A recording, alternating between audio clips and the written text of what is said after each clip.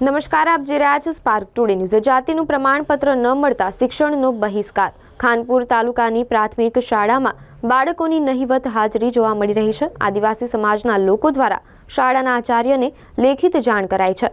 જાતિનું પ્રમાણપત્ર ન મળે ત્યાં સુધી બાળકોને શાળાએ ન મોકલવાની ચીમકી ઉચ્ચારવામાં આવી છે। ખાનપુર તાલુકાની અંદાજિત 21 પ્રાથમિક શાળામાં બાળકો ગેરહાજર રાખવાનો નિર્ણય લેવાયો છે। જાતિના પ્રમાણપત્રની માંગને લઈ આદિવાસી સમાજ આકરા પાણીએ જોવા મળી રહ્યું છે। છેલ્લા કેટલાય સમયથી જાતિના પ્રમાણપત્રને લઈ માંગ કરવા છતાં પરિણામ ન મળતા આદિવાસી સમાજમાં રોષ જોવા મળી રહ્યો છે। 179 સાહેબ કુલ રજિસ્ટર સંખ્યા છે। 1 થી 8 ધોરણની સ્કૂલ છે સાહેબ।